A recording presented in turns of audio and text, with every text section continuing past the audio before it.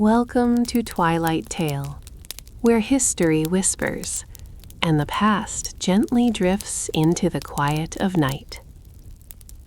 Tonight, we journey back nearly 2,000 years to a world of marble streets, flickering oil lamps, and echoes of power that still shape our lives today. This is ancient Rome, a civilization of emperors and slaves, of discipline and desire, of public glory and private pleasure. Beyond the grand temples and roaring arenas lies a hidden Rome, where ordinary lives unfolded in shadow and silence. As you relax and let your thoughts slow, allow this story to carry you through the truths of Roman life, power, and pleasure, not as history books tell it, but as it was quietly lived. Take a deep breath, settle into the darkness, and let the tale begin. In the warm, flickering shadows of a distant past, where the winds of time gently stir the sands of ancient deserts, there stands a gate.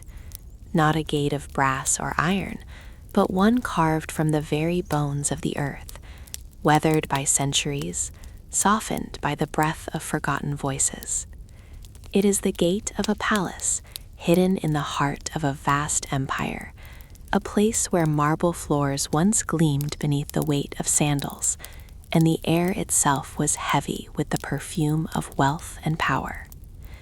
This gate, now lost to the creeping embrace of nature, opens to a world that still holds 1,000 secrets within its crumbling walls. The grand halls where the laughter of the mighty once echoed have long since fallen silent.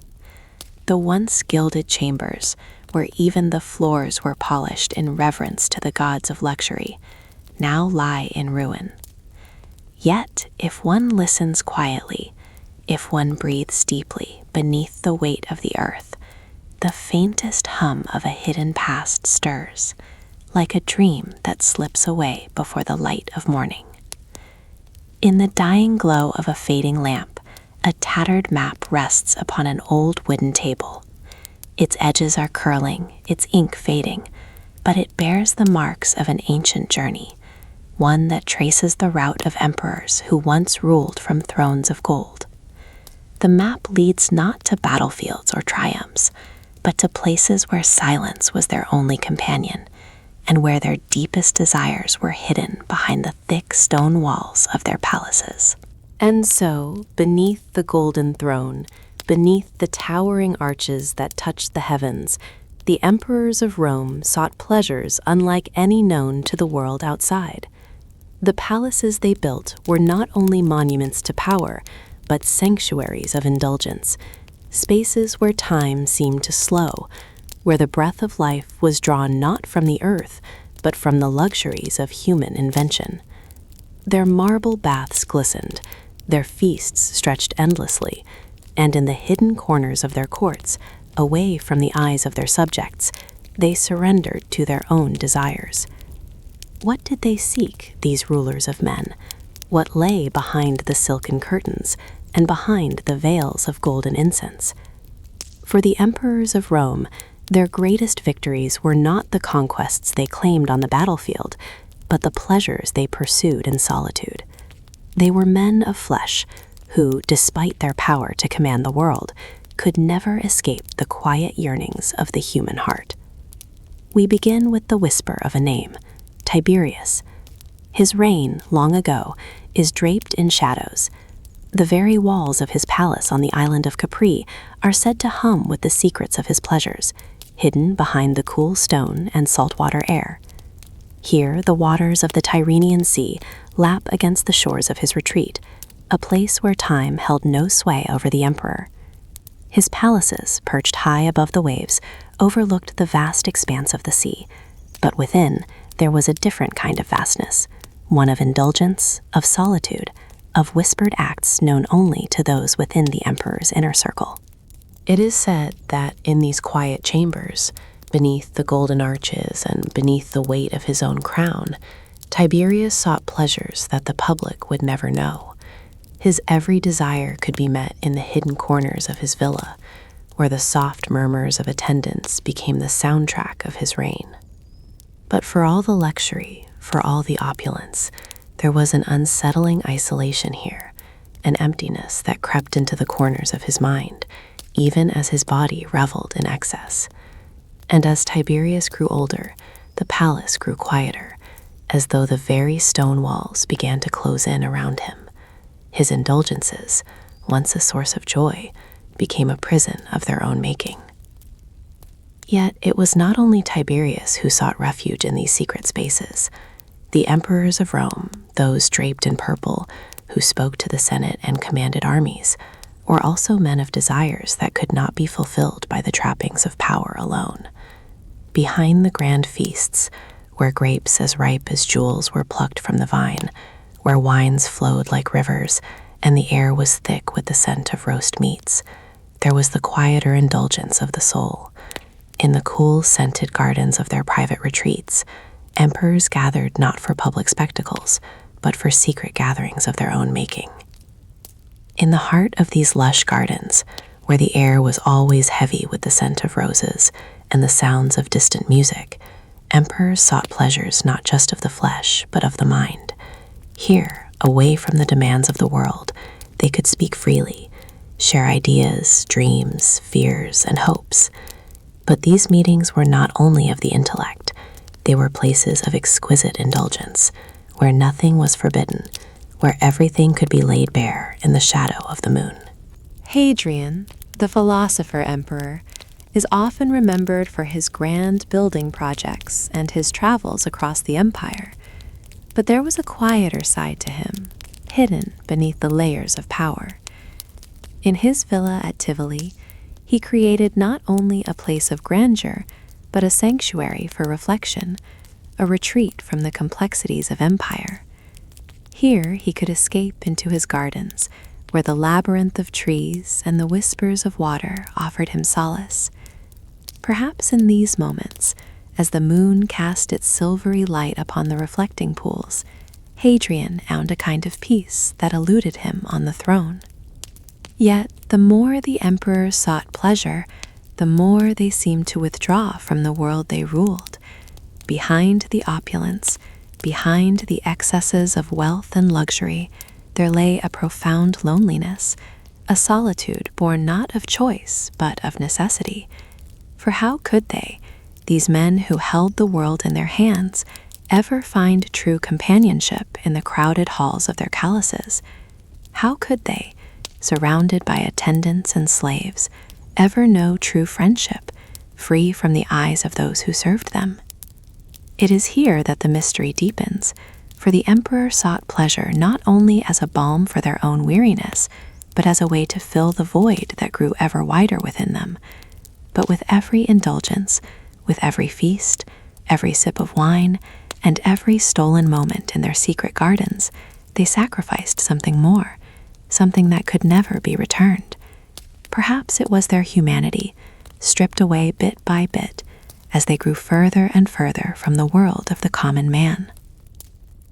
There were others who came after, whose names are lost to time, or whose stories have been reduced to nothing more than rumors. Emperors whose lives were shaped by the same thirst for pleasure, whose names faded as swiftly as their empires crumbled. The palaces, once filled with laughter and music, became the tombs of their own desires. The baths, once steaming with warmth, grew cold, and the gardens, once lush with life, grew wild and untended. Perhaps in the end, the greatest mystery of all lies in this. What did these rulers truly seek in their pleasure-driven lives? Did they find satisfaction in their indulgences? Or, as they slipped into their golden beds, surrounded by the treasures of the world, did they wonder if there was something else, something deeper, that they had yet to discover? Perhaps the answers lie only in silence, within the crumbled ruins of their palaces, where the stones still whisper their names. The past, after all, only returns to those who listen gently. And in this quiet stillness, as the shadows of the emperors fade into the dust of time, we are left to ponder their lives, their pleasures, and their mysteries. For in the end, it may be that we remember only what history allows us to dream. In the twilight of a day, as the last pale light lingers over the ancient stone of Rome, there is a place where the river meets the city. The Tiber, winding through the heart of this grand empire, has carried the weight of ages. Its waters, smooth and eternal, seem to hold the quiet whispers of those who have passed and those who remain forgotten. Above its surface, the golden glow of the setting sun casts long shadows upon the worn cobblestones of the city. But beneath its gentle flow, there is a current much deeper, a current that has borne the weight of history, not in the loud, grand battles, but in the quiet, unseen moments of power. A worn map, the edges curling with age, rests beneath the flickering glow of a candle. Its ink is faded, its marks distant. Yet it traces the path of this river, the silent witness to an empire's rise and fall. It leads to places, now lost to time, where the breath of politics hung in the air like the faint scent of incense. Marble halls, where the Senate once met to discuss the fate of the world, still stand, silent and crumbling, waiting for the echo of voices long gone. The Tiber has carried not just water, but whispers. In its depths, beneath the surface where the moonlight cannot reach, there are stories untold. The river has seen more than the triumphs of generals or the celebrations of emperors. It has carried the secret maneuvers, the quiet alliances, the subtle manipulations that shaped the Roman Empire. The true pulse of Roman politics was not always found in speeches or proclamations, but in the silent exchanges, the quiet gestures, the way a look could be a promise, and a silence a decision. And so we return to the Senate, the mighty Senate, those hallowed halls of governance where men in togas debated the laws of the land. The place where Cicero's oratory once stirred the hearts of the people, and where Julius Caesar's rise was etched in the annals of history. But within these marble walls, amidst the thunderous voices, there was a quieter power at play, a power not of law, but of strategy, not of force, but of persuasion.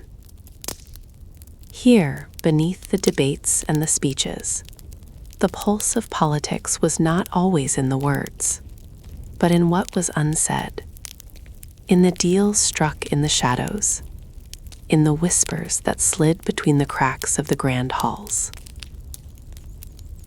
It was here, beneath the gaze of the statues of long-dead emperors, that men who would never be remembered by the masses, wove the intricate web of alliances that held the empire together. Their names may have never been recorded in the histories, but their influence, their subtle grasp on power, can still be felt in the spaces between the words of history. They understood that in Rome, power was not something you took in battle or seized with your hand. It was something you held in the silence, in the moments when no one was watching, in the spaces where the public eye could not see. There are stories, faint as they may be, of the small private meetings held under the cover of night, in the quiet chambers of private villas, the candlelit rooms, where senators and emperors alike would gather, away from the prying eyes of the people. Here, under the cloak of secrecy, decisions were made, not in the grand gestures of power, but in the soft murmur of voices, in the sharing of ideas that could shift the course of history. The Tiber, flowing just beyond, carried the traces of these moments, as faint and elusive as a dream. In these spaces, friendships were forged and enemies quietly made, and the empire moved not on the strength of armies, but on the power of words whispered under the stars. Consider the figure of Augustus, the first emperor, whose rise to power was marked not by the force of his legions alone, but by his keen understanding of the subtle art of persuasion. His rise was built not just in the open air of public campaigns, but in the quiet corridors of power, where deals were struck and alliances forged. The Senate was his stage, but the true play was always happening in the shadows, behind closed doors. And in those private chambers, where the Tiber's waters flowed calmly by, Augustus made the moves that would forever change the course of Rome. Even after his reign, the echoes of these quiet decisions lingered. The empire would continue to expand, would continue to conquer, but it would do so with the weight of secrets carried upon the currents of the Tiber. Each emperor, each senator, each quiet player in the background left their mark not through grand speeches or bloody conquests, but through the subtle shifting of power. They understood, perhaps better than most, that power was not a thing to be seen, but to be felt in the spaces between actions. It was in the exchange of a letter, in the signing of a decree in the privacy of one's study, in the whispered promises made in the cool still of the night. But even these subtle manipulations, these quiet moments of influence, were not without consequence. For beneath the calm flow of the Tiber, there was always the risk that the currents would shift, that power would slip through the hands of those who sought to control it. The whispers, the alliances, the secret meetings, they were fragile things, easily undone. The river carried with it not only power, but the threat of its loss. One wrong word, one wrong gesture, and the delicate balance could tip, leaving the once powerful to drown beneath the weight of their own ambition. It is here, in the hidden truths of Roman politics, that we find the deepest mystery of all. The Tiber, which carries with it the stories of emperors and senators, of triumphs and defeats, holds no clear record of those small, quiet moments that shaped the empire.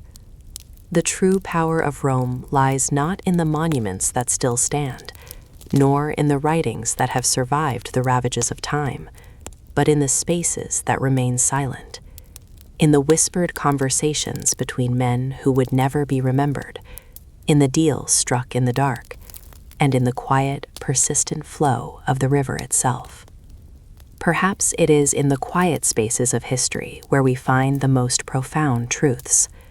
Perhaps the most significant shifts of power in Rome were not those marked by the clang of swords or the speeches of great orators, but those that occurred in the shadows, in the hushed exchanges that left no trace on the world.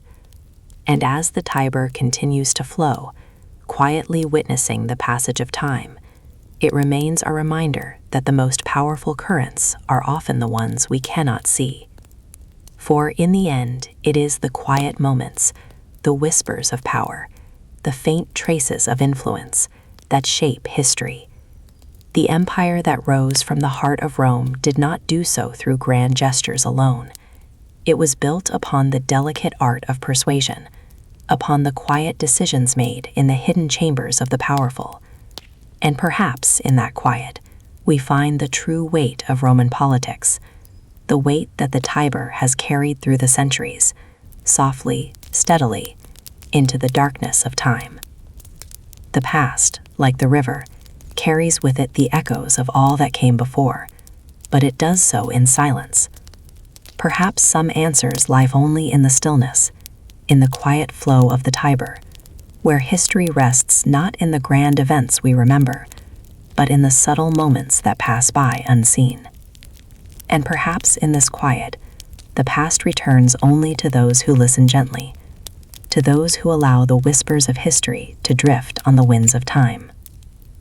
In the quiet stillness of the evening, as the soft breath of the wind brushes against the ancient stones of Rome, there is a place where shadows linger and the past slips gently into the present. Beneath the grand arches and towering statues, where the clamor of the streets fades into the murmur of the river, the true pulse of the empire beats in places less visible to the eye. Here, among the gentle whispers of the gardens and the private chambers of forgotten villas, lies the soft silk of power, woven in silence, hidden in the shadows.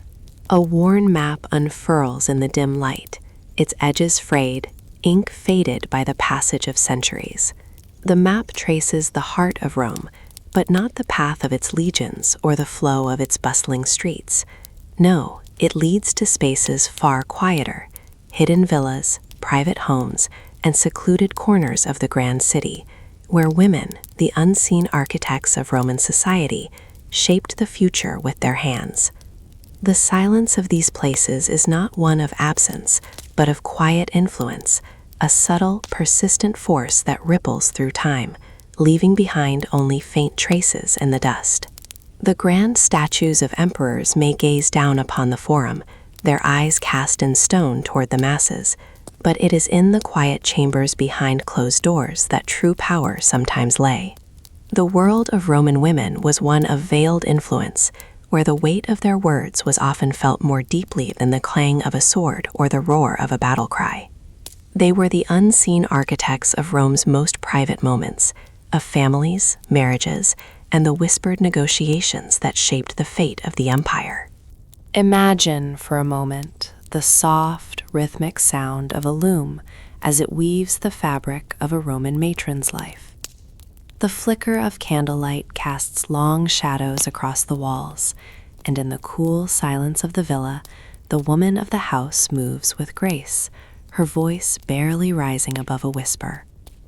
In her hands, she holds not just the threads of her household, but the delicate strings of influence. Her influence, however, was not written on scrolls or carved into marble. It was felt in the quiet moments, in the shared glances at family dinners, in the strategic words spoken to her husband, in the gentle shaping of her children's futures. Behind the grand feasts that filled the Roman palaces with the smell of roasting meats and the clink of silver goblets, Roman women were often the quiet orchestrators. It was they who ensured the success of the banquets, choosing the wine, the guests, the seating arrangements. They understood that a carefully chosen word or a well-timed gesture could shift the mood of an entire gathering. Behind the laughter and revelry, they were the ones who controlled the subtle currents that ran through the social fabric of Rome. And beyond the banquets, there was the quiet sanctity of the home, where women played a pivotal role in shaping the destinies of the men who ruled the empire. A matron's influence could extend beyond her immediate family. Think of Livia Drusilla, the wife of Augustus. Her name, whispered through the centuries, is one of power veiled in silence. She was not an empress who appeared in public with the same frequency as her husband, nor did she command legions in the heat of battle. But she was, in many ways, the silent force behind Augustus's reign. In her quiet moments, she guided decisions, shaped alliances, and steered the course of Rome's future with a soft, steady hand. Her power was never loud, never dramatic, but it was enduring. In the stillness of the imperial palace, in the gardens where she walked alone, she shaped the future of Rome. Yet, for all their influence, Roman women were often confined to spaces not seen by the larger world. Their lives were shaped by the expectations of their time, their roles defined by the private and domestic. Their power was often subtle, hidden from public view, shaped by their ability to navigate the complex web of family, marriage, and societal expectation. In the quiet moments of motherhood, when a mother gently rocked her child to sleep or taught him the ways of Roman virtue, she was preparing the next generation of leaders, men who would one day sit in the Senate or stand in the shadow of the emperor's throne. In the cool, quiet gardens of these villas, under the canopy of ancient trees, women gathered in small, secretive groups, discussing matters of import with those they trusted. These were not gatherings of public spectacle. There was no oratory, no grand speeches to be heard. But in the rustling leaves and the soft murmur of voices, the seeds of influence were sown. It was in these spaces where women spoke of marriage, of power, of the delicate dance between influence and submission that marked their lives. They understood that their world was one of subtlety, where a glance could speak volumes, where silence could be a weapon more powerful than any sword. In these gardens, too, there were moments of quiet rebellion. A woman could perhaps not take a public stand or speak out in the Senate, but in the privacy of her own home, she could wield a quiet authority. Think of Agrippina the Younger, a woman who, though bound by the constraints of her time, used her position to maneuver through the complex politics of Rome. She would never have raised a hand in battle, but she understood the power of suggestion, the strength of influence. Her ambitions, her whispers in the ears of emperors, shaped the course of history in ways that could never be publicly acknowledged. She, like many Roman women, lived in the space between public and private, between power and restraint. Yet, despite their influence, the lives of Roman women were often marked by a quiet, invisible struggle. For all the delicate silks of power they wove, they were still constrained by the laws and expectations of a society that sought to keep them behind closed doors. In the grand halls of the Senate, where decisions were made that would affect the empire, there were no women, no voices to speak of their own. In the great public spectacles, women could be seen as symbols, but their actual voices were rarely heard. Their power, like the delicate threads of a tapestry, was often invisible to the world. But perhaps it is in this invisibility that the true power of Roman women lies. Their influence, woven through the quiet moments of family life, of intimate gatherings, of whispered decisions, shaped the destiny of the empire in ways that history may never fully understand. The soft silk of their lives, woven into the very fabric of Rome, left no visible mark upon the marble of public monuments or the grand temples that rose to the gods. Yet it was their influence, subtle and persistent, that held the empire together. In the end, it may be that we remember Roman women not for the loudness of their power, but for its quiet strength. Perhaps the most profound truths of their lives are those that remain unspoken, those moments of silent influence, those whispers of love, of politics, of power, that shaped the Roman world in ways that are still felt today. Their stories, woven through the centuries like delicate threads in the fabric of time, remain hidden in the quiet spaces of history, waiting to be heard only by those who listen gently. Perhaps in the stillness of these moments, we begin to understand the true nature of power, not in the grand gestures of emperors, but in the quiet, persistent shaping of the world by those whose voices were never meant to be heard. It may be that history remembers only what it allows us to dream, and in the silence of Roman women, we find a power that lingers long after the echoes of their names have faded. As the evening sky deepens into velvet darkness, the faintest glimmer of starlight stretches across the vastness of Rome. Beneath the glow of these distant lights, there is a place where the breath of history lingers, where the past rests not in stone or scroll, but in the air itself. The streets are silent now, empty but for the echoes of footsteps that once carried the weight of empire. Yet, in the ruins of this ancient city, amid the quiet of crumbling columns and the gentle hum of the night, one can still hear the faintest murmur of laughter, the soft clink of silver, and the distant melodies of lyres. A worn map lies open beneath the flickering light of a single candle. Its edges curl gently, time having worn the ink to a pale whisper. This map does not lead to battlefields or monuments of conquest. Instead, it traces the path of opulence and excess, those grand banquets that filled the palatial halls of emperors and the homes of the elite.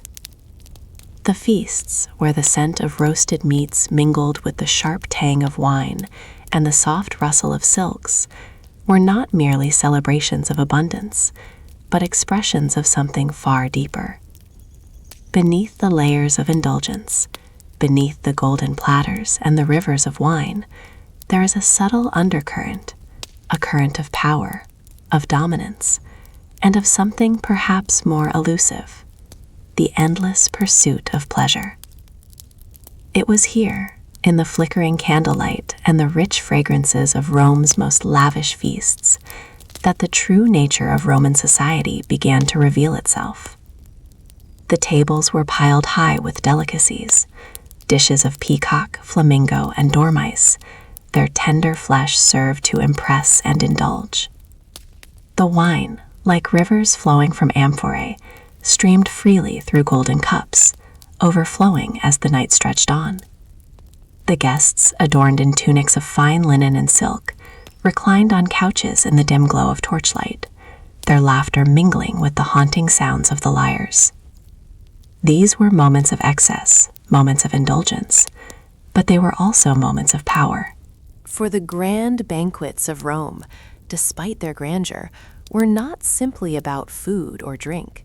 They were rituals of domination, carefully constructed performances that spoke louder than words. In the soft flicker of flames, where shadows danced upon marble walls, these feasts became more than mere occasions for pleasure. They were the stage upon which the powerful, those who held the threads of the empire, revealed their mastery. The guests who reclined at these tables were not merely participants in a feast, they were players in a drama of status and control, a drama where the lines between pleasure and politics blurred like smoke in the air. Consider the emperor, who sat at the head of the table, his posture regal, his gaze steady, yet his mind always calculating.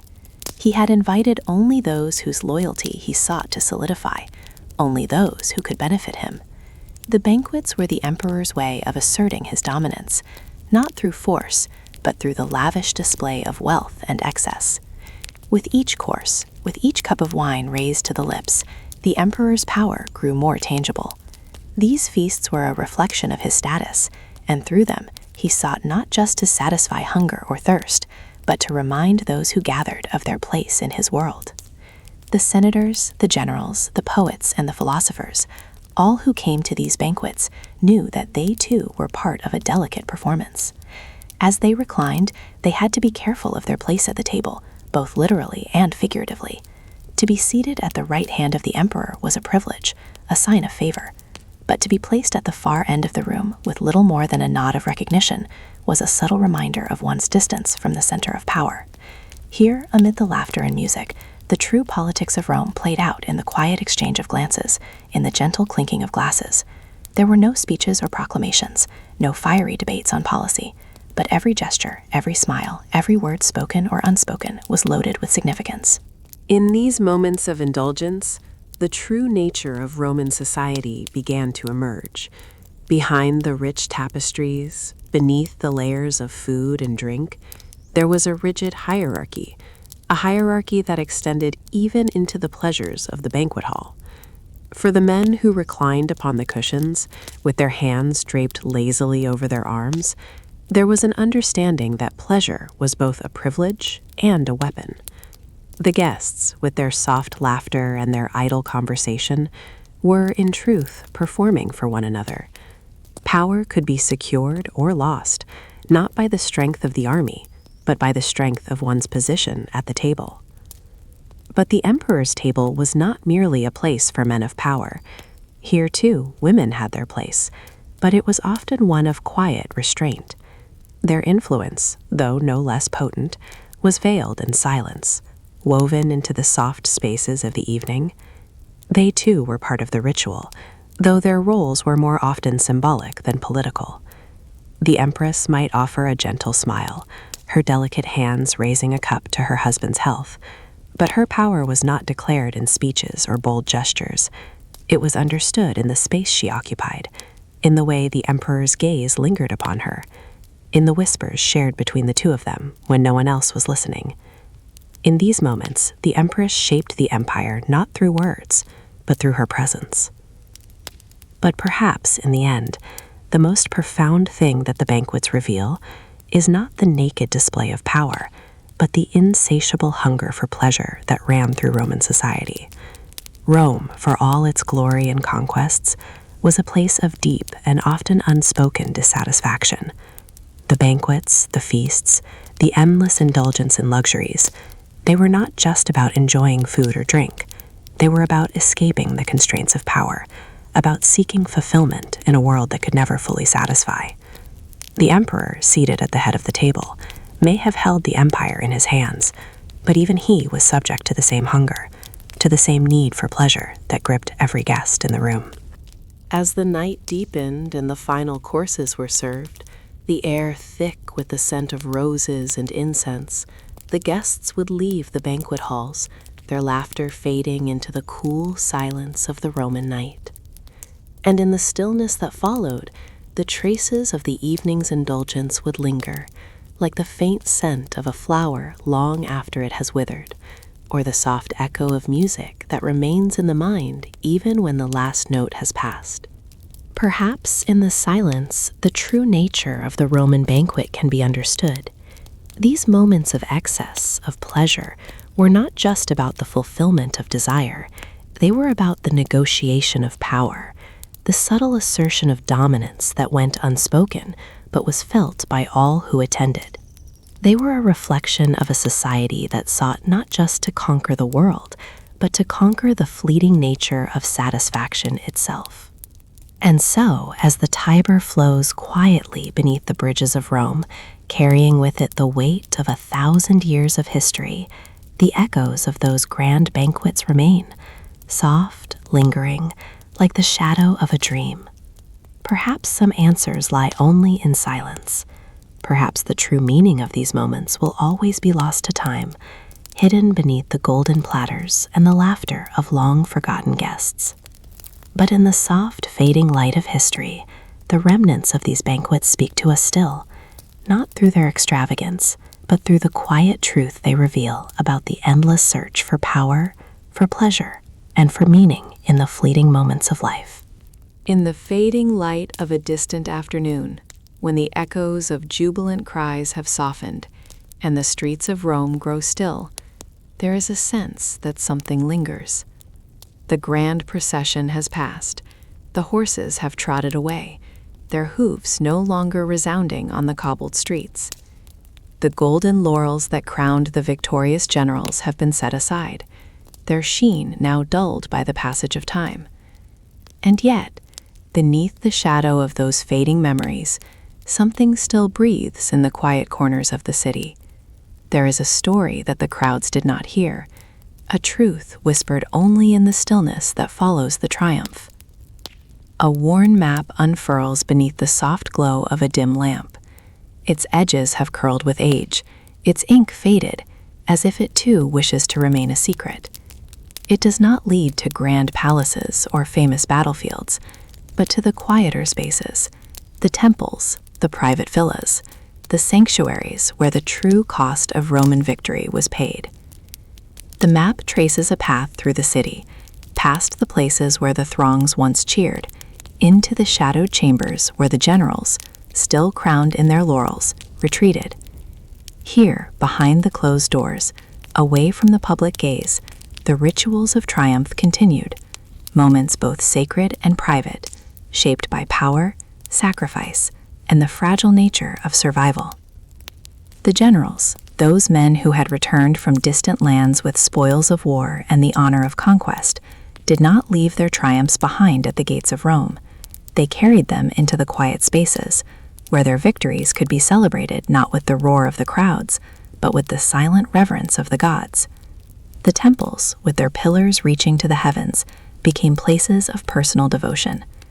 After the cheers had faded, these men, great in the eyes of Rome, sought their own peace, offering thanks to the gods who had granted them their power. In the cool, shaded corners of these sacred spaces, the weight of their triumphs was measured not by the gold they had collected, but by the gods' favor that had made it all possible. And it was here, in these silent rites, that the true nature of Roman victory began to reveal itself. For beneath the glory of a triumph lay a quiet understanding, a truth that could not be spoken, but could only be felt in the depths of one's soul. Power, in the world of Rome, was a delicate thing. It was fragile, fleeting, and needed constant reinforcement. The generals, who had crushed their enemies and stood victorious, now turned inward, seeking not the applause of the masses, but the quiet assurances that their power was secure. They knelt before the altars, offering sacrifices of incense and grain, praying not only for the gods' continued favor, but for their own survival, for the preservation of their fragile empire. The rituals themselves were simple, almost meditative in their quiet repetition. The generals would light incense, the sweet smoke curling upward like a prayer that never quite reached the heavens. They would offer fruits and meats, their sacrifices laid out carefully on silver dishes, as though each offering held the weight of the empire itself. These were not the grand sacrifices of the public games or the battlefield.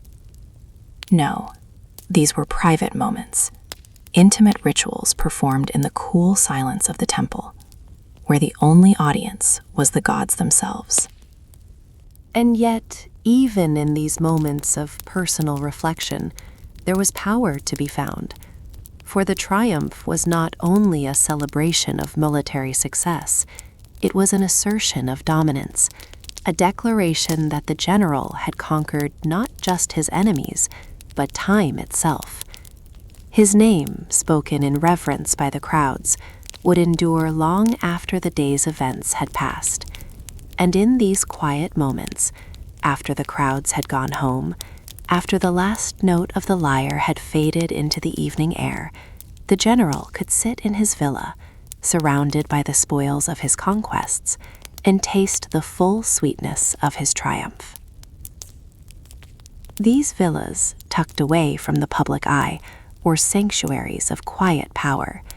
Here the general's triumph could be reflected upon in silence, away from the prying eyes of those who would seek to undermine him. Within the walls of these private homes, the general could indulge in the pleasures of life, the finest wines, the rarest fruits, and the company of trusted friends. But even here, in these moments of indulgence, the shadows of power lingered. Each glass of wine, each bite of food, was a reminder of the delicate balance between life and death, victory and defeat. The spoils of war were not merely for enjoyment. They were symbols of the fragility of the empire, of the constant struggle to maintain one's position atop the fragile web of power. There were no grand speeches in these quiet moments. There were no shouts of victory or clashing swords.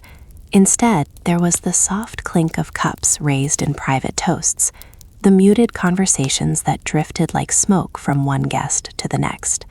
These banquets, held in the solitude of the general's villa, were the true celebrations of victory, the private moments when the general could bask in the quiet knowledge that he had survived, that his name would be etched into the history of Rome. And yet there was always the awareness that survival, like victory, was never certain. The gods might grant favor today, but who could say what the future would bring? As the candles flickered low and the night stretched on, the generals, crowned with their laurels and surrounded by wealth, would slip into the embrace of their private moments. In the shadows, the quiet pleasure of dominance lingered, almost imperceptible, like the faint echo of a distant triumph. The real cost of victory could never be fully understood by the crowds that cheered, nor by the poets who would later sing of their glories.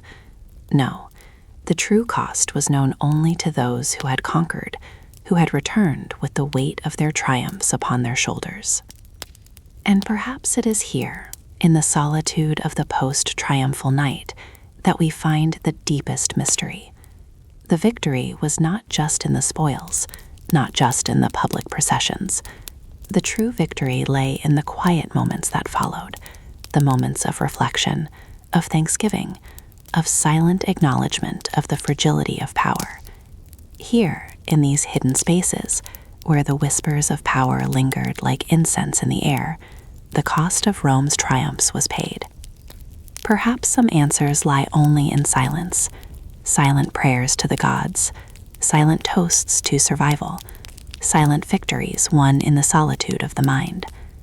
Perhaps the past, like the faded map that traces the path of forgotten victories, returns only to those who listen gently, who seek the quiet moments between the triumphs. And as the city of Rome sleeps beneath the weight of time, it may be that we remember only what history allows us to dream, dreams of power, of sacrifice, and of the hidden rituals that echo through the chambers of the past. In the fading light of dusk, when the golden warmth of the day begins to wane, there is a quiet place where time itself seems to slow. Beneath the soft glow of flickering torches, a gate opens to reveal a world that once pulsed with the steady rhythm of Roman life. It is not the grand processions or the thundering legions that we are led to, but a simpler space, one that carries its own quiet majesty. The gate opens to reveal a Roman bathhouse, its walls steeped in the warmth of centuries, the faint murmur of water echoing through the chambers, where shadows and steam swirl in gentle harmony.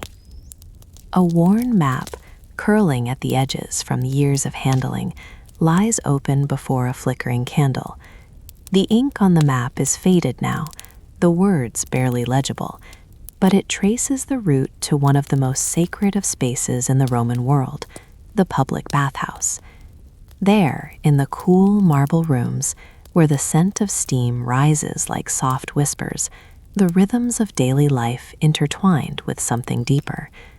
The bathhouse was not merely a place for cleansing the body, it was a temple of relaxation, of connection, of rejuvenation.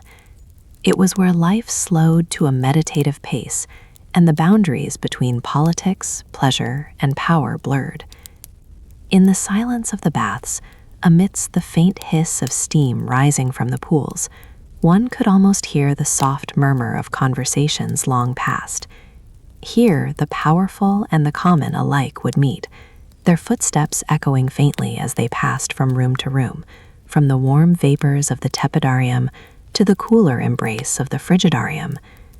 These moments, seemingly ordinary to the Romans of their time, carried within them the potential for something much more profound, a quiet space for reflection, for companionship, and for the subtle exchange of ideas that shaped the course of an empire. The rituals of the bath were not hurried. There was no rush in the waters, no urgency in the air.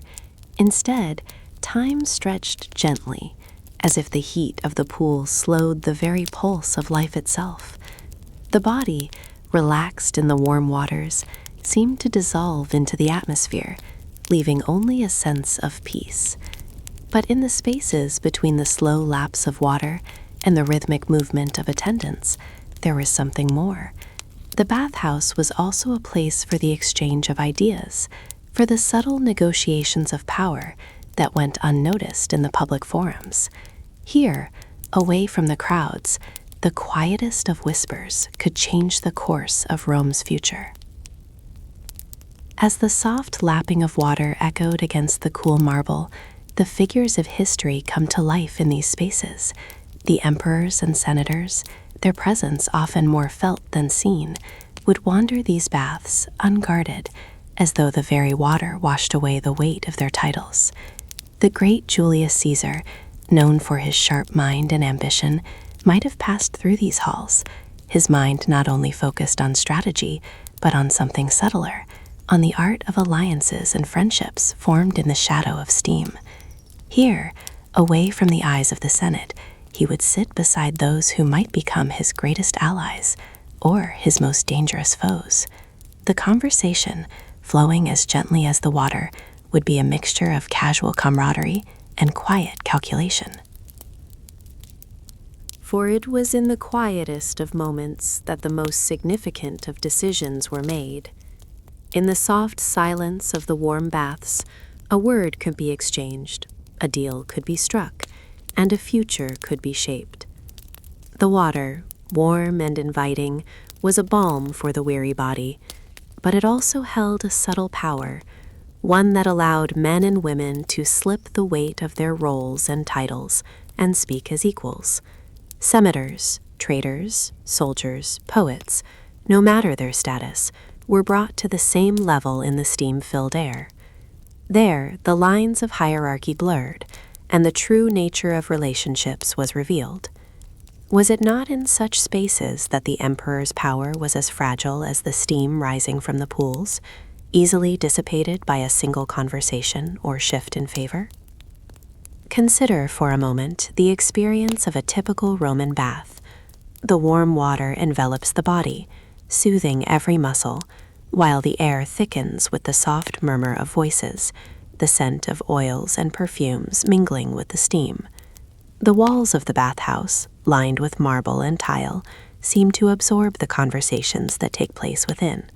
They are silent witnesses to the intimate exchanges that occur behind closed doors.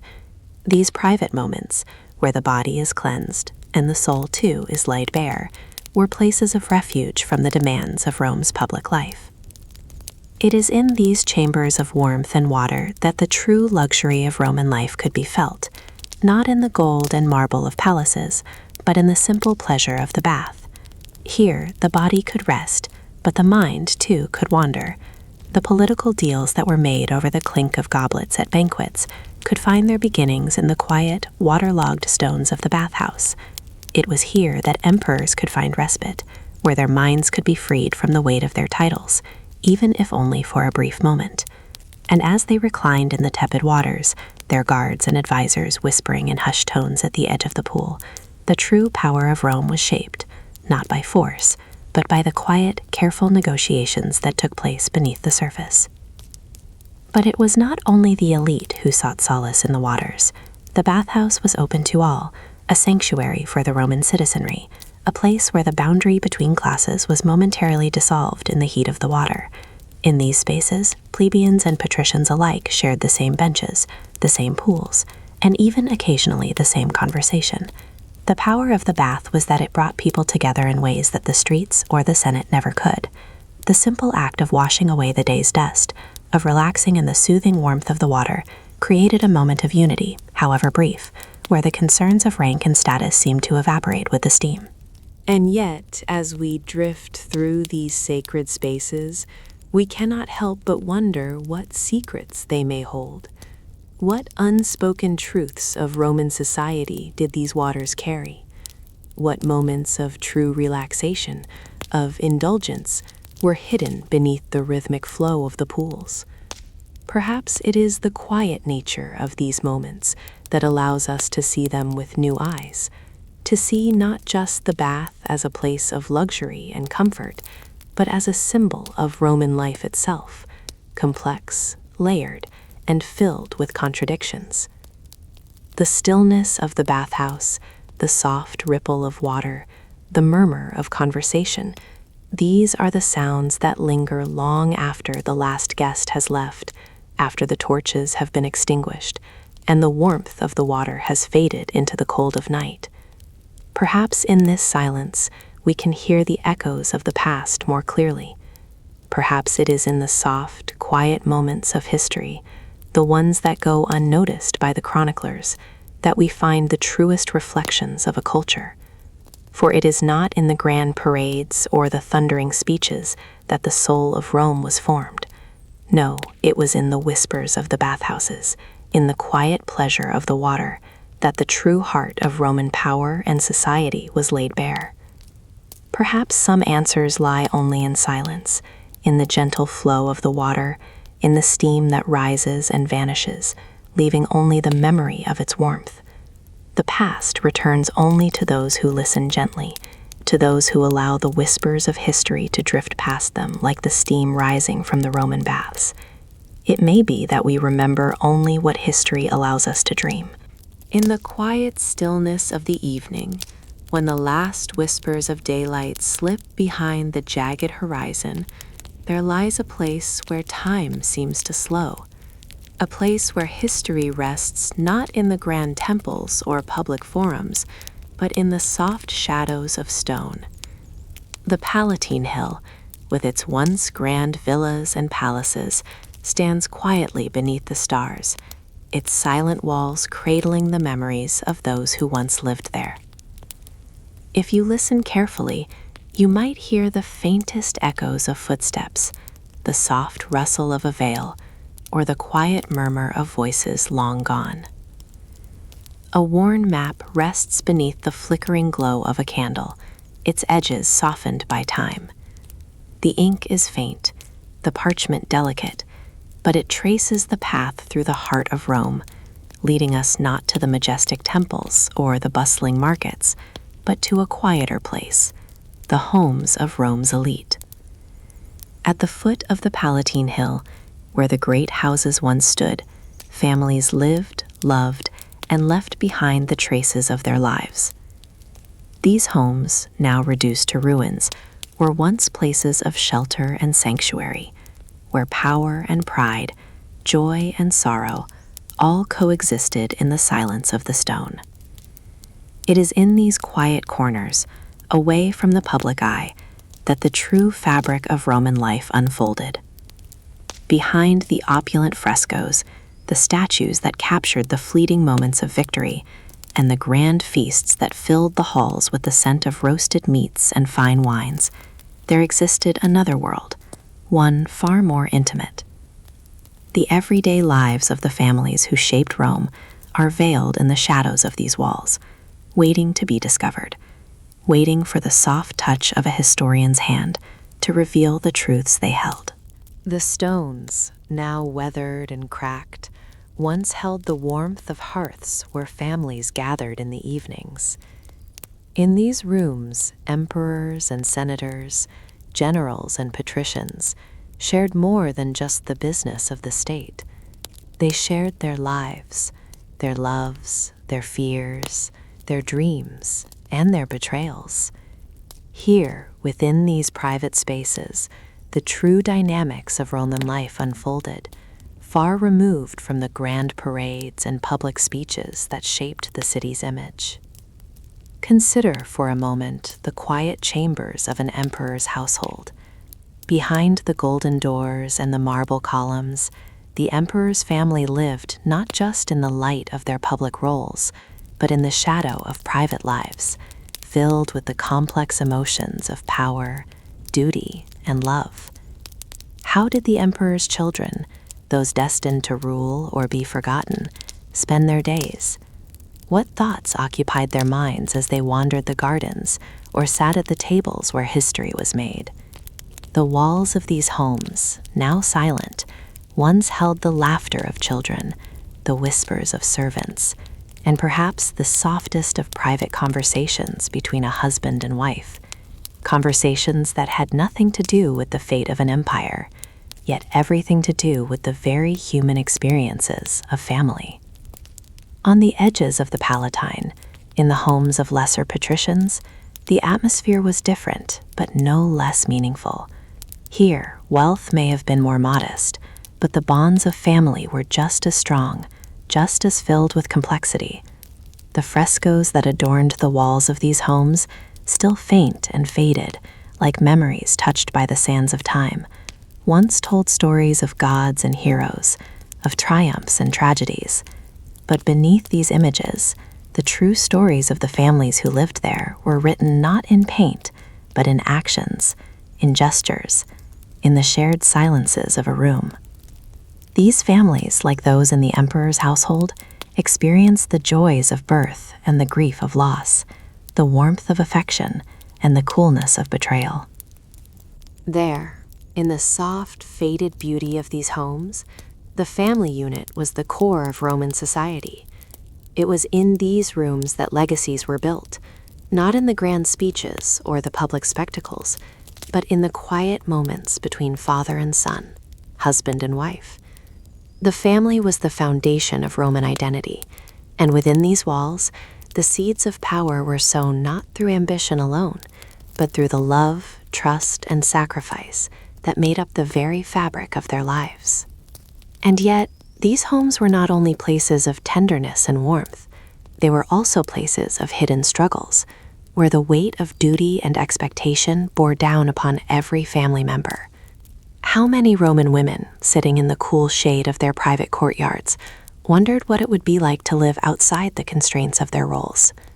How many children, born into privilege, wondered about the lives of those who toiled in the fields, in the workshops, in the shadows of the city?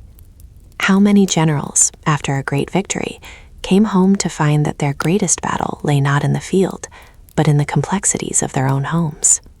Perhaps it is in these private, quiet moments that we see the true essence of Roman life, the parts that history does not often tell. The grand battles, the conquests, the rise and fall of emperors, all of these are etched in the stone of time. But the quieter stories, the ones that were never meant to be public, are hidden in the folds of family life. Here, behind closed doors, were the unspoken challenges of power, of love, of loyalty, and of betrayal. Here, the emperor's wife may have sat alone in a garden, reflecting on the power she held in silence, knowing that her influence was not in the speeches she made, but in the moments she shared with her family. Here, a young senator may have sat with his father, learning the true meaning of duty, not in the Senate chambers, but in the quiet moments when they shared a meal, a glance, a shared silence. The frescoes, now fading, and the inscriptions on the walls, now worn smooth by time, offer us the faintest glimpse into these lives. But there is more that they do not show.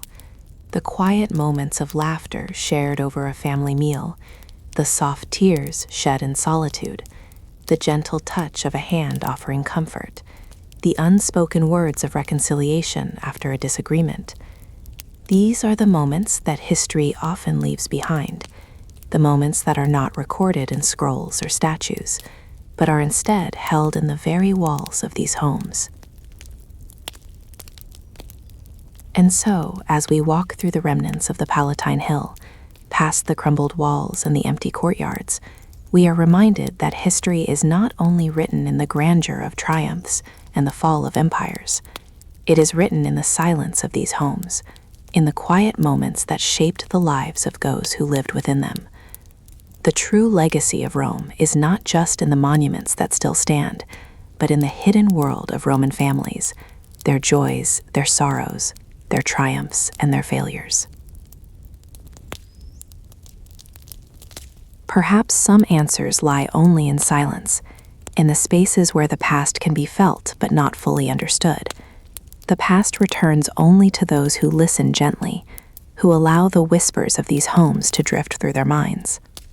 It may be that we remember only what history allows us to dream, the quiet, intimate lives of those who shaped Rome, not in the streets of the Forum, but in the hidden chambers of their homes. In the shadows of the Palatine, we are left with a sense that history, like memory, is not always clear. It lingers in the spaces between the grand moments, waiting to be rediscovered in the quiet places where families lived, loved, and left behind their legacies. In the silence of dusk, when the streets of Rome have emptied and the weight of the day rests upon the shoulders of time, there is a faint hum that lingers in the air, an echo of something greater, something that once filled the air with the breath of life, of power, and of endless spectacle. If you stand quietly, with only the faint flicker of a candle to guide your thoughts, you might find yourself tracing the remnants of this power in the places where the crowds once roared, where the sands of the arena were soaked with sweat and blood. A worn map rests before you, edges curling gently, its ink faded by the centuries. This map does not chart the course of conquests or the sweeping of empires across continents. Instead, it leads us to the heart of a city where the power of spectacle was as real as the sword. It traces the route to the great amphitheater, the Colosseum, where the echoes of battles, both fierce and choreographed, once filled the air. Its walls, now worn with time, still whisper of those ancient games, the gladiators who fought not just for their survival, but for something far greater, the pleasure of the crowd, the satisfaction of rulers, and the perpetuation of a power that would remain as strong as the stone beneath their feet. It is in the shadow of the Colosseum, amidst the ruins of ancient Rome, that the true meaning of the games can be found, not in the grand spectacle, but in the quiet rituals of power and politics that played out just beyond the arena's roar. For the games were not only a display of might and strength, they were a form of political theater, a ritual of control, where the rulers of Rome showed not just their strength, but their ability to command the passions of the people.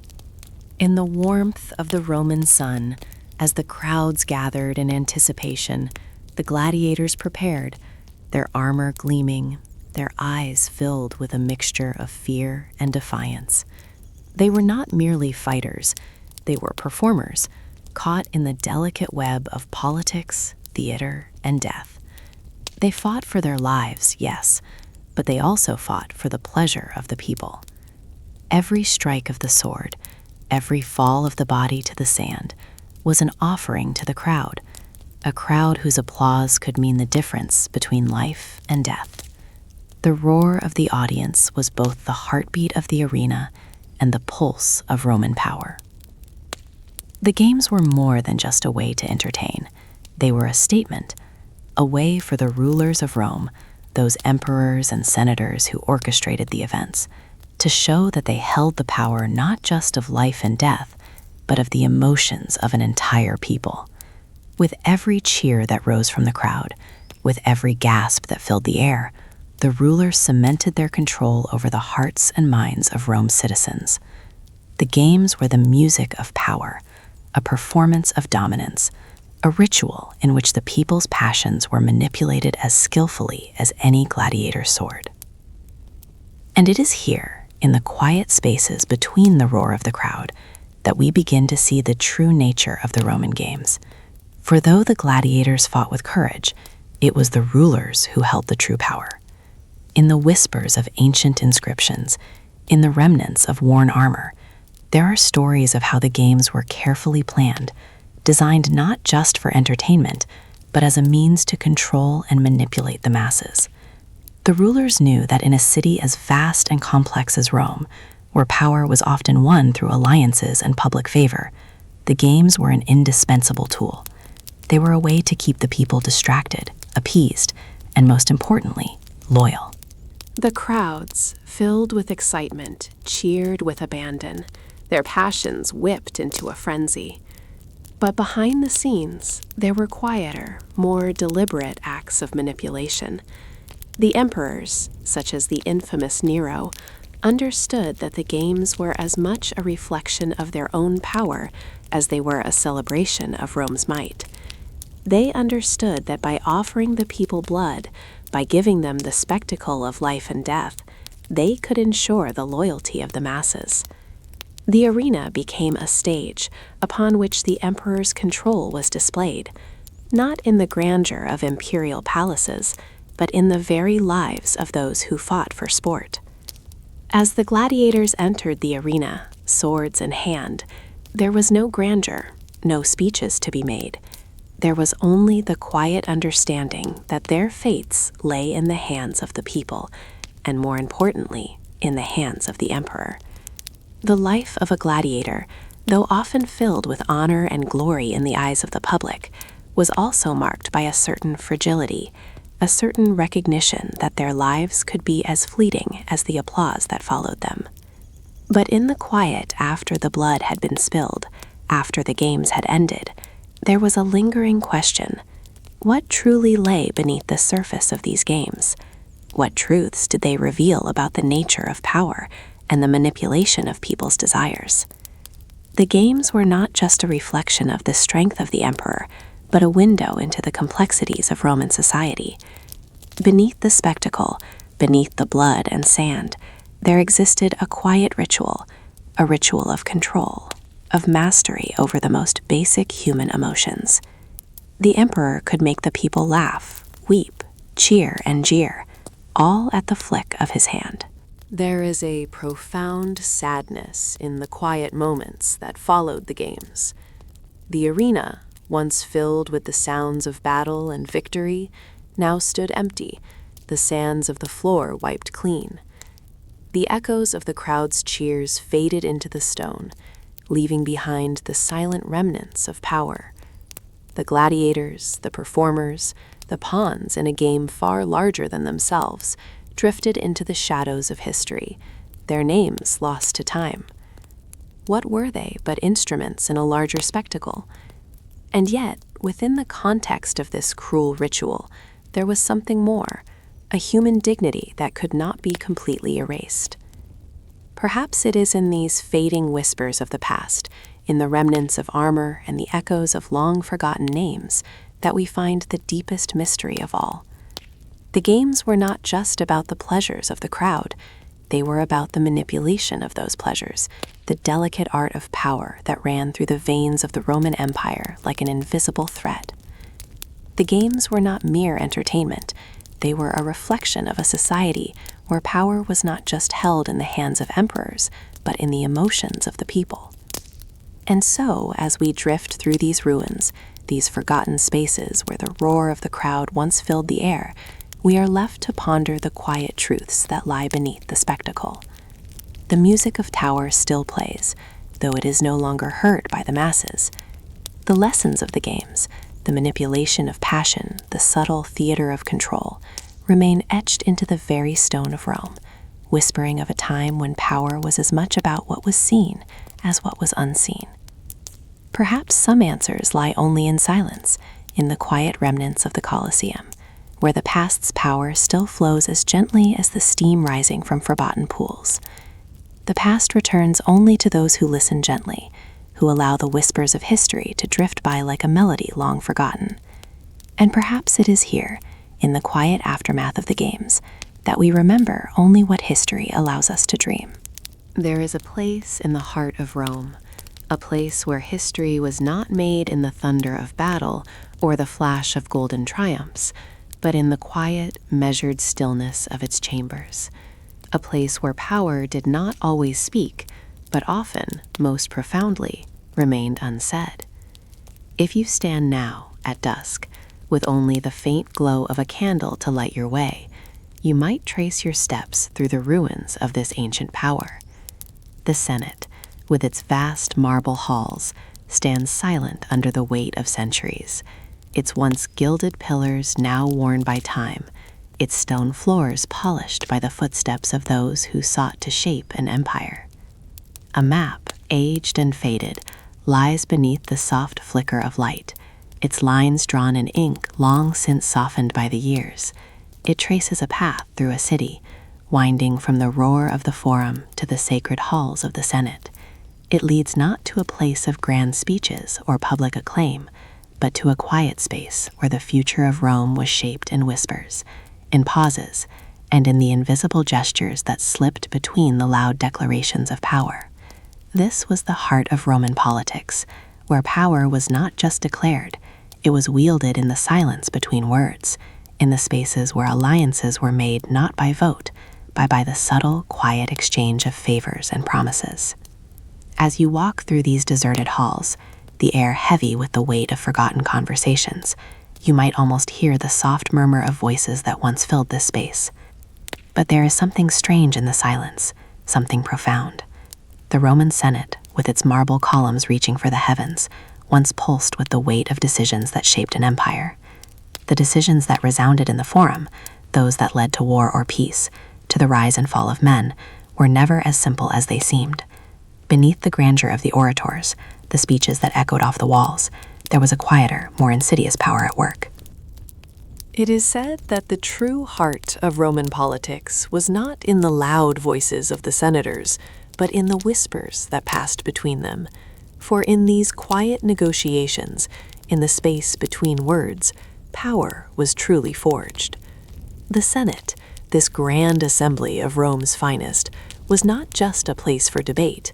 It was a place for persuasion, for the slow art of influence, where those who could not speak the loudest but understood the value of silence were often the ones who held the strings of Rome's future. Imagine, if you will, the scene. The marble floors cool beneath your feet, the high arches of the Senate echoing with the faint sound of footsteps long since gone. The grand orations still hang in the air, their echoes reverberating through the centuries, but there is a deeper, quieter rhythm here. Senators, their faces etched with the weight of power, did not always need to raise their voices. Power was often more subtle than that. It was in the subtle nods exchanged between allies, the quiet handshakes behind closed doors, and the agreements made without a single word spoken aloud. Behind the grand speeches that would stir the people, the real negotiations, the true work of the Senate, happened in the shadows, where words were chosen not for their strength, but for their discretion. Take, for example, the figure of Cicero, whose speeches once filled the halls with the force of a thunderstorm. His words, crafted to shake the very foundations of the Senate, were masterpieces of rhetoric, each sentence a carefully constructed piece of power. Yet even Cicero knew that the loudest voice was not always the most effective. Beneath his speeches, Cicero understood that alliances were not forged in orations, but in the spaces where silence reigned, where influence was wielded quietly, like a whisper in the dark. It was here, in these hushed corners of the Senate, where the true work of power was done, often with no record to be found, no mark left behind. But it wasn't just the speeches of the great orators that shaped Rome. It was the subtler actions, the quiet manipulations that truly held sway. The senators, though publicly bound by the honor of their office, were often privately engaged in a dance of persuasion and counter-persuasion. With every conversation that was not recorded, every moment of silence between one senator and another, Rome's future shifted imperceptibly. What began as a whisper in the dark corners of the Senate could, in time, become the policy that shaped the empire. Behind every vote, there were layers of unspoken agreements, deals made in the shadows of the Senate's halls, away from the eyes of the public. What would happen if you spoke your mind too loudly? What if you alienated the wrong ally? Perhaps a moment of silence was the greatest tool of all, allowing for careful calculation, for watching, listening, and waiting. In those moments, when no words were exchanged, alliances were sealed. A smile, a glance, a shared drink could carry more weight than any speech delivered before the people. The senators knew this well. They were not merely lawmakers, but men who understood the delicate balance of power, how to wield it, how to give and take it, how to thrive in the spaces where nothing was said at all. And even the emperors, who held the weight of Rome upon their shoulders, often relied on the quiet powers that lay beneath the surface of this grand spectacle. Augustus, the first emperor, who rose to power in the ashes of civil war, understood the importance of silence. Though he spoke little in public, in the private chambers of the Senate, he knew how to bend the will of men with the gentleness of a whisper. His power was not proclaimed in speeches, but quietly assured in the private negotiations that took place in the silent corners of the Senate. The Senate was a place of profound contradiction. To the people, it appeared as the beating heart of Roman democracy, a space where the fate of the empire was decided with clarity and purpose. But in truth, it was an arena where power often lay not in the loudest voices, but in the silence that surrounded them. It was in the quiet exchanges, the subtle manipulations, that Rome's leaders shaped the destiny of the empire. As you walk through these halls, where the sunlight no longer warms the stone, you may feel the weight of what was lost, of a power now veiled in dust and shadow. There are no more speeches to echo against these walls, no more voices to sway the future of a nation. Yet, in the silence, there is a quiet reverence for what once was. The marble may have worn away, but the whispers of power, of those quiet moments of influence, still linger in the air. Perhaps it is here, in the silence of the Senate, that the most profound lessons of Roman power can be found. For perhaps some answers lie only in silence, in the spaces where power was not loudly proclaimed, but subtly, gently exercised. The past returns only to those who listen gently, to those who can feel the pulse of history in the quiet places. And it may be that we remember only what history allows us to dream, finding in the silence between words the true heartbeat of Rome. Beneath the velvet sky of an ancient evening, where the stars blinked softly like distant witnesses to the passage of time, there existed a place where the noise of empire melted into the quiet rustling of leaves. If you stand there now, in the silence of the ruins, you can almost hear it.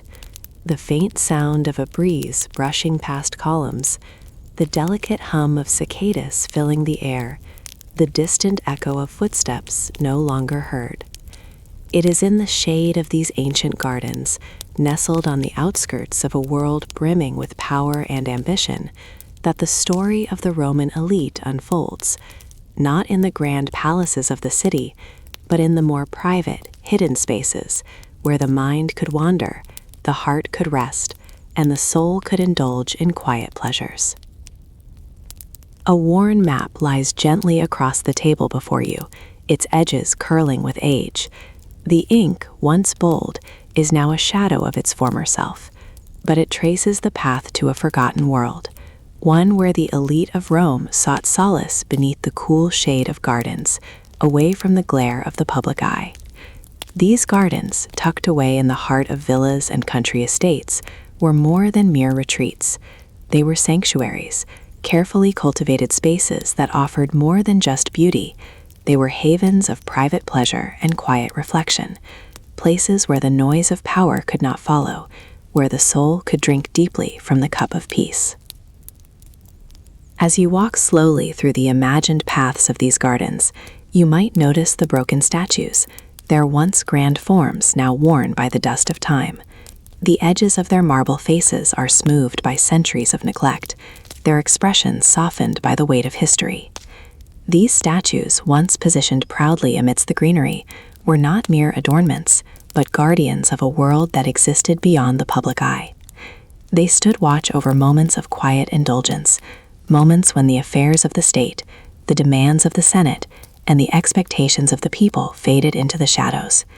Here, in the cool embrace of the garden's shade, the elite of Rome sought more than the fleeting pleasures of the grand feasts and triumphant parades. They sought a different kind of satisfaction, one found not in the approval of the masses, but in the quiet indulgence of their own desires. Consider, for a moment, the life of a Roman aristocrat. After the clamor of the day, the public duties, the heavy demands of power, they would retreat to their private sanctuaries, their gardens. In these shaded spaces, adorned with the fragrance of roses and the soft murmur of fountains, they would walk with a sense of quiet contentment, unburdened by the weight of the empire's expectations. The world outside the villa, with its noisy streets and political intrigues, seemed far away here. In the solitude of the garden, the weight of empire would fade, if only for a brief moment, leaving behind only the soft rustling of leaves and the delicate fragrance of blossoms. It was here, in the gentle embrace of nature, that many Romans turned to philosophy and poetry, two pursuits that brought them solace in a world where power was often gained through force, and where the pursuit of virtue was often tangled with the webs of ambition. Here, beneath the silent gaze of the stars, they would gather, in small, intimate groups, to discuss the works of philosophers and poets, to explore ideas that transcended the concerns of the day. It was in these spaces, far from the noise of the city, that the soul could breathe freely, unfettered by the expectations of the world. The words spoken here, soft as whispers, had the power to transform, to reshape a mind that had grown weary of the politics and strife of daily life. Perhaps there was a time when Cicero, the great orator and philosopher, took solace in the quiet of such a garden, retreating from the public forum to reflect upon the words he had so carefully crafted for the Senate. Or perhaps it was a time when Augustus, the first emperor, sought peace beneath the boughs of his private retreat, contemplating the future of the empire he had built. We do not know for certain, but we can imagine these moments of quiet reflection, moments when the noise of the world fell away, and all that remained was the peaceful murmur of thoughts, the soft rustling of the leaves, and the gentle embrace of solitude.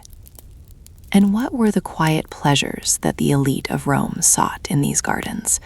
What truths about their lives and their society did these hidden spaces reveal? Perhaps it was the simple joy of walking without purpose, of allowing the mind to wander in ways that public life did not permit. Or perhaps it was the pleasure of intimacy, where the constraints of Roman society, with its rigid hierarchy and expectations, melted away. In these private spaces, relationships could be nurtured not in the public glare, but in the soft shadows of the evening. The power of a ruler could be transformed into the tenderness of a lover, and the calculated moves of a general into the vulnerability of a friend. In the garden, there were no titles, no public accolades, only the quiet, fleeting pleasures of human connection. Yet, even in these moments of personal indulgence, the shadows of Roman power remained, for the very nature of these gardens, of these retreats, was tied to the power that the elite wielded. These moments of peace, of private joy, were not accessible to all. The people outside the walls of the villa, those whose lives were shaped by the whims of the elite, knew only the echo of the garden's beauty, but not the solace they contained. The world outside continued to turn with the weight of empire, with the demands of the Senate, and with the ever-present question of survival. As you walk through the imagined paths of these gardens, it is easy to feel the tension between beauty and power, between tranquility and ambition. The flowers bloom and wither, the fountains flow and fall silent, but the weight of history remains. The gardens themselves, now broken and forgotten, are all that remains of a world that no longer exists, one in which the elite could retreat, if only for a moment, into the quiet pleasures of nature.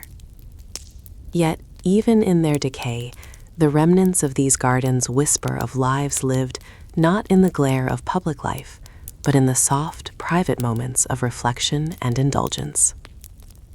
Perhaps in the fading light of evening, as the stars begin to twinkle above the ruins, we find the truth of these gardens. Perhaps the most profound pleasures of life were not those found in the public sphere, in the grand speeches and victories, but those found in the quiet moments of solitude, moments when the soul could rest, when the mind could wander freely, and when the heart could beat in time with the natural rhythms of the world. Perhaps it is here, in these broken gardens, that we learn the most about the nature of power and life itself. That it is not always in the loudest declarations, but in the quietest spaces where true reflection and true pleasure can be found. Perhaps some answers lie only in silence, in the soft rustling of leaves, in the distant hum of the evening air. The past, like the petals of these long-forgotten flowers, returns only to those who listen gently, to those who seek the quiet whispers of history. And it may be that we remember only what history allows us to dream, the hidden pleasures, the private joys, and the tender moments that shape not only the lives of the powerful, but the soul of an empire. And so, as the final lamps dim in ancient Rome, the voices of its people return to silence. The emperors fade into legend, the crowds leave the stone arenas, and the streets grow still beneath the moon. Yet their lives, their ambitions, desires, and fears remain softly woven into the fabric of history. As you drift toward rest, remember that even the greatest empires were built on ordinary human dreams. Thank you for spending this quiet moment with Twilight Tale. May the echoes of the past guide you gently into sleep, and may tomorrow's dawn feel calm and unhurried. Good night, and until our next tale, rest peacefully.